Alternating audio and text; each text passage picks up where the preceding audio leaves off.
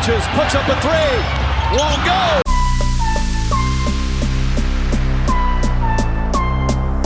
All right, old school NBA fans, self-research, NBA facts. Got another video for you. As always, thanks to anybody who watches my videos, subscribes to my channel. I really appreciate it.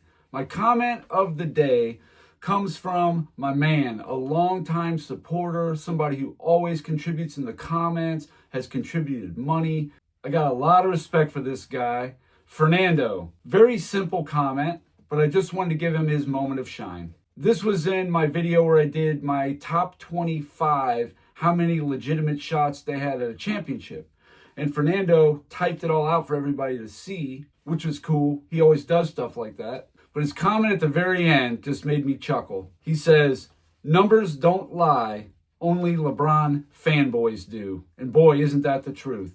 Whether it's the media, somebody in the comments, they just always tend to stretch the truth, exaggerate, maybe leave things out. And this video is absolutely no different. Thanks for the comment, Fernando, and all the contributions and support you've given this channel. It is very much appreciated. In this video here, the round table and collection of ghouls, you got Nick Wright, Shannon Sharpe, Chris Carter, and Skip Bayless. We obviously know this is a clown show. They're trying to make the case that Ray Allen hitting the three in the 2013 Finals Game 6 to tie the game, send it in overtime, eventually Miami wins the game and the series, that was the equivalent of what John Paxson did in 1993 and what Steve Kerr did in 1997. And I'm like, what? There's glaring, huge differences. So first, listen to what they say so you get the proper context. There you go. But if you really look at the totality of LeBron's career, the truth is, without the greatest clutch shot I ever witnessed by Ray Allen, which saved his bacon, or he took the shot to tie to go to overtime and missed it. Long rebound. We know the rest of the story. Ray in the corner, nothing but net. So what about all the shots all the other guys made that I was at the game with Michael Jordan they made? I was there when Kerr made the shot, when Paxton made the shot. Because here's the thing, this is what we keep doing, and everybody keeps doing this. LeBron James is the only guy that is allowed to have teammates to do their job. Yes. You see Ray Allen make that shot, he bailed him out. Listen, Ray Allen did hit the biggest shot in NBA history. So Shannon Sharpe says, LeBron's the only player not allowed to have any teammates. Are you kidding? You guys do that stuff with Michael Jordan all the time about Scottie Pippen. Exactly what I'm talking about right there. Oh, when the teammate of LeBron makes a shot, he bailed him out. Are you kidding? He did bail him out. But we'll get to that play in a minute. First, let's take a look at the John Paxson play. Let's take a look, and let's see exactly what happened in the circumstances. In the middle of the floor, while Pippen got to step. Here's Paxson for three. Yes! Okay, so what happened? You saw the score. John Paxson, 1993 Finals, game leading shot. The game situation was Phoenix was up 98-96. There was 14.1 seconds to go. Michael Jordan threw the ball in. He got it right back. You saw exactly what happened. Paxson hits the three. They go up 99-98. However, there's still 3.9 seconds remaining. And actually, Horace Grant made two very critical plays, the assist to Paxson, and then obviously this one here. Here's Johnson. Johnson gets, no, he could not get it off. Knocked away by Grant. It's all over. So running through the worst case scenario, Paxson misses the shot or Kevin Johnson makes the shot and Phoenix wins the game. Well, it's not over. It just forces a game 7. That's a far cry from Ray Allen. The Bulls were not facing elimination in game 6 against Phoenix. That's something right there that is a humongous difference. Their backs were not up against the wall. Yeah, sure. Of course you want to close it out in 6. Why play a game 7 on the road? Of course you don't want to do that. But I also believe that the side of the court that Michael Jordan was on was garnering a lot of attention. Therefore, Paxson was left wide open. Why would you leave John Paxson wide open if you weren't sure that Michael Jordan was going to take the last shot? 1997 Finals, Game 6. No different there either. Here's the shot right here from Steve Kerr. On the 24. Here's Jordan. Did not have the shot. Kerr does. Somebody in the comments said something about Jordan kicked Stockton to prevent him from going back to get Kerr. I mean, maybe. I don't know. I couldn't really see that. Maybe it happened, maybe it didn't. But I think John Stockton leaving Kerr wide open was a huge mistake. You're assuming that, oh, Jordan's going to shoot the game winner even if he was double teamed. Yeah, I don't think that was wise at all. You should have left Jordan on a one-on-one, but game one, the same situation, Jordan hit the game winner from that exact spot that he was at. So I guess Stockton didn't want it to happen again, came over, you leave Steve Kerr wide open. Not smart. But here's the situation. Steve Kerr, 1997 finals, game leading shot. The game situation was, the game was tied 86-all. There was 26.6 seconds left. So Utah was going to get the last shot, no matter what. And the important thing to remember was, this is game 6, not 7. A huge distinction that these fools just either won't acknowledge or can't acknowledge. I don't know why. So the Bulls go up 88-86 after Kerr makes the shot. And then there's 5 seconds remaining. So Utah has a shot to tie it or win it. And here's the last play of the game. In regulation, the inbound. So obviously it was a very bad pass, an errant pass. I don't know what he was thinking, but that was, in my mind, the biggest play of Scottie Pippen's career. He stole the inbound pass that cinched the 97 championship. That was the biggest play of his career. I don't know of one bigger. You could maybe argue the 1993 Game 5 Eastern Conference Finals when him, Horace Grant, and Jordan were smacking Charles Smith's shot. Maybe you could make a case for that he was part of that play. Okay, sure. But I think that play right there was the biggest play of Scottie Pippen's career. But once again, worst case scenario, let's say Kerr misses the shot. Utah gets the rebound. It's a tie game. All they need is 1 point. They get fouled. They make a 2-point shot, whatever. They win the game. But game 7 would be in Chicago. Not really that big of a deal. You play game 7 at home. That is not the same thing. In either situation, they were not facing elimination. A huge distinction, like I said. So here's the play in question that Skip Bayless said that Ray Allen saved LeBron's bacon. Here's the play. James catches, puts up a three. Won't go. Rebound box. Back out to Allen. His three-pointer. All right. The full context of the play was Kawhi Leonard had 2 free throws. He missed the first one. That would have put him up 4 and essentially won the championship for him. But he missed the first free throw. He hits the second. They're up 3.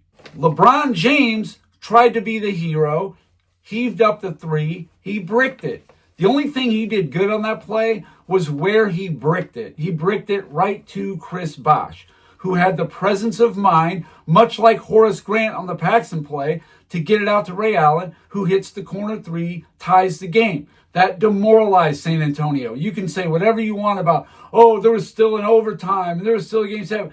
A lot of those situations, the other team is finished and demoralized. And we can argue about what happened in that overtime, about some very questionable calls.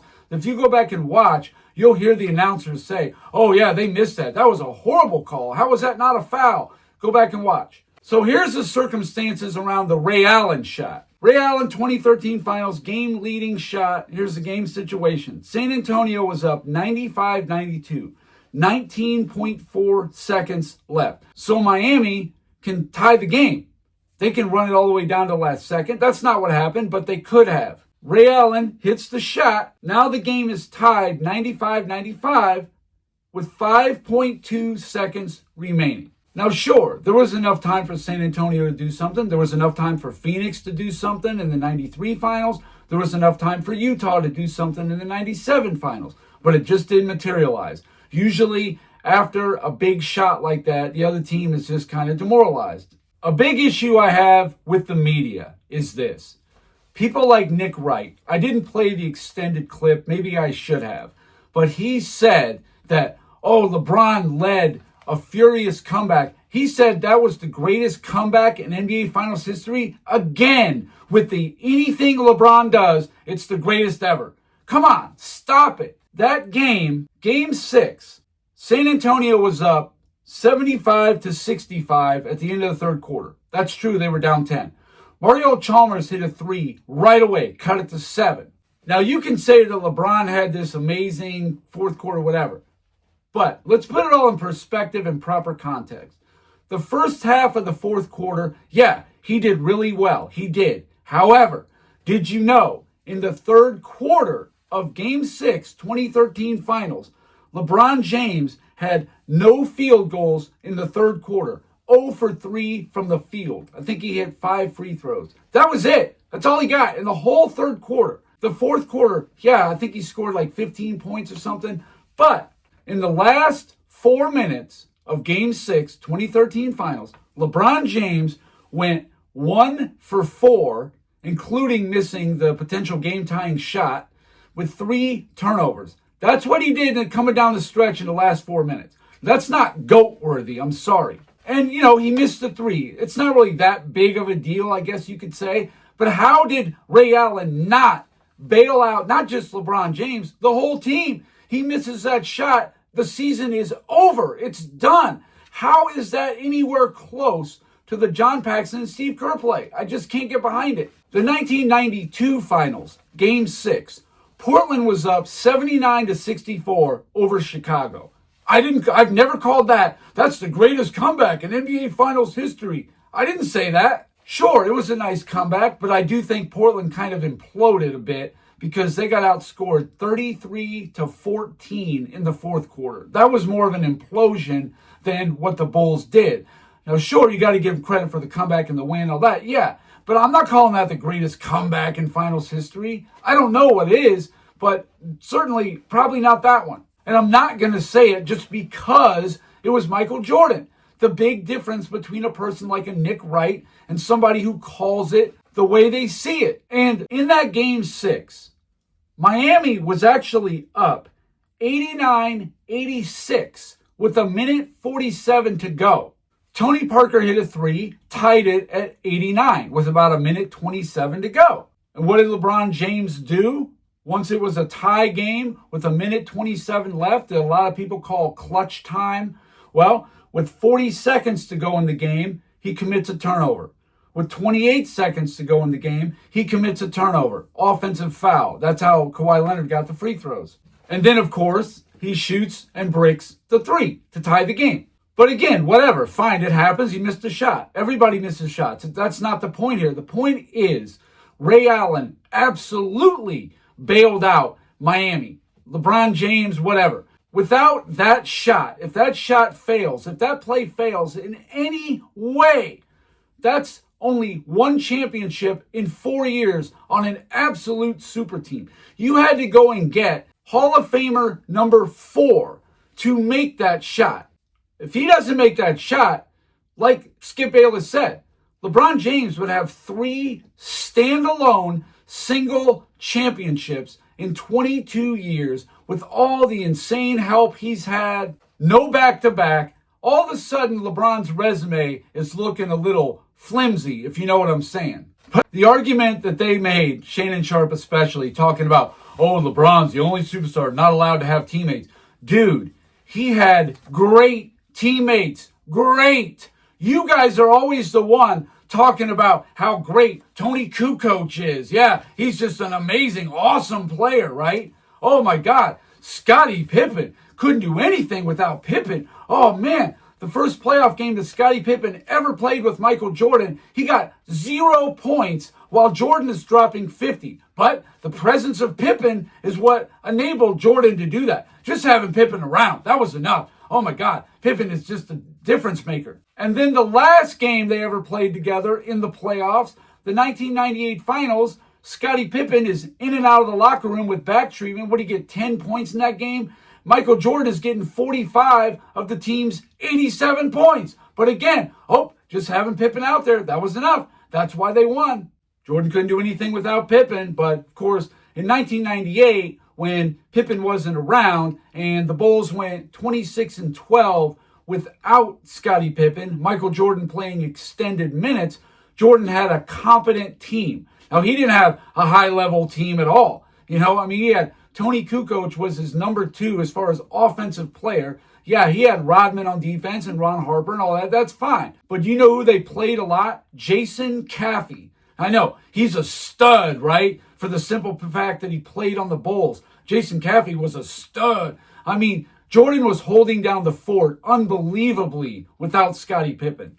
But back in the mid-'80s, when you had to play that kind of a crazy schedule, what did you want him to do? You know what I mean? I've done videos on this until I'm blue in the face. The East in the 80s had unbelievable front courts that the Bulls just could not match. Michael Jordan couldn't guard all 5 positions. I'm sorry, he just couldn't. LeBron James is the one who chose to go and join Dwayne Wade and Chris Bosh. He went back to Cleveland because he saw that, well, Wade looks like he's on his dissension now. I'm looking at the All-Star MVP over there, Kyrie Irving, and Cleveland's going to get the number 1 pick. Well, if I can make a deal where they trade him to get All-NBA Team USA player, I don't know, like say the number 3 guy in PER in the NBA, Kevin Love, yeah, why don't we do that? Once again, these people, they make everything about LeBron James. Everything he does is great. Somehow it was because of LeBron that Ray Allen made the shot, right? Yeah, it was actually a pass off the rim to Chris Bosh, and he knew that Bosh would get it to Allen. Somehow LeBron James should get credit for that, right? Even 2 championships in 4 years with that roster, don't compare that to what Michael Jordan did, especially in the first three-peat. Please. He had a way inferior supporting cast. And yeah, John Paxson hit a big shot. Michael Jordan did not directly have anything to do with that play. I agree. But his presence out there, if you look again, 3 of the 5 players were on Jordan's side of the court. Their attention was towards Jordan's side of the court. One guy was playing Grant. One guy was playing Pippen, who was kind of like top of the key or right around the free throw line, something like that. And Paxson was left all alone. What do you want me to say? Paxson made a big shot, no question. But what if I told you that Michael Jordan scored all the points in the 4th quarter for the Bulls before Paxson hit that shot? Exactly. So yeah, I saw this clip here, and when I played that, I was just like, are these guys actually trying to compare what Ray Allen did to Paxson and Kerr? The Kerr shot, it was a tie game. I mean, it wasn't even the game on the line. It would have been take the lead. Yeah, that's great. Now, the Paxson shot, sure, they were behind. So what he did by putting them ahead, yeah, that one definitely is a little closer, but it's game 6. You're not facing elimination. You're up 3-2. That's a lot different than being down 3-2 and having some guy, when you're down by 3 points with 8 seconds to go, hit that 3-pointer. Yeah, that's a little different. But yeah, that wasn't a bailout or anything like Shannon Sharpe, that idiot. Of course he bailed them out. But what it really was, like Skip Bayless was trying to say, it was a bailout of LeBron's career and legacy. Ray Allen doesn't make that shot, and LeBron's only got 3 single championships. He probably wouldn't even be in top 5 talks, even from the talking heads on TV. That shot absolutely changed the entire trajectory of LeBron James' career. But even after that season, he's played 12 years. 12. And he won 2 championships. Just saying, he won 2 championships in the last 12 seasons. That's a fact. So anyway, that's all I got for this video. Thank you guys for watching. If you liked it, please hit the like button. If you wouldn't mind sharing it, that would be great. If you haven't subscribed already, please do. I give daily content. And that's it. Until next time.